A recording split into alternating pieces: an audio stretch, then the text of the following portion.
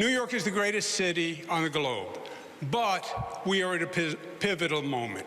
And the voters are going to have to decide in this election what candidate has the plan to save this city and what candidate can get it done, not just talk about it.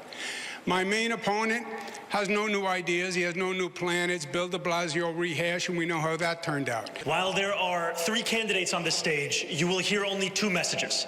My opponents, who spend more time trying to convince the other to drop out than actually proposing their own policies, will speak only of the past, because that's all that they know. I am the sole candidate running with a vision for the future of this city. Andrew Cuomo will spend much of tonight attacking me. He is a desperate man, lashing out because he knows that the one thing he's always cared about, power, is now slipping away from him. Both my adversaries have decided to bump chests with President Trump to prove who's more macho.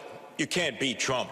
He holds most of the cards. He's already cut federal funding for Medicaid, for the SNAP program, and it's threatened to cut funds for NYCHA. So if you're all of a sudden going to get adversarial, you're going to lose. And who gets hurt? The people of New York City. We don't need ICE to do quality of life crimes. We don't need them to worry about illegal vendors.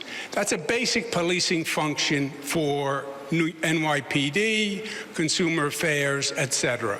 I would have called the president and I would have said, look, you're way out of bounds, they're way out of bounds, call them back or I'm going to have the NYPD step in and stop them because this is not their jurisdiction. You're in the city of New York. Okay. Mr. Mamdani. ICE is a reckless entity that cares little for the law and even less for the people that they're supposed to serve. What we need to be doing here in our city is to end the chapter of collaboration between City Hall and the federal government, which we've seen under Mayor Adams. And I allocated more funding for housing than any governor in the history of the state of New York. All right? I did things.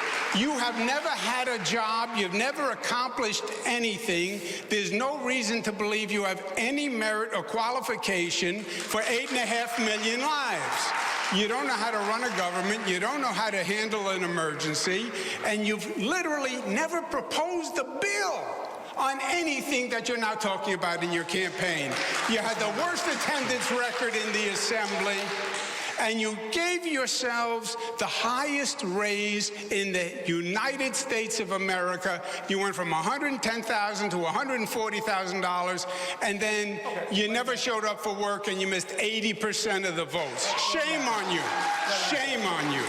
Because I want to bring up a particular crime concern. And Heard the both of them again fighting like kids in the schoolyard. Zohran, your resume could fit on a cocktail napkin. And Andrew, your failures could fill a public school library in New York City.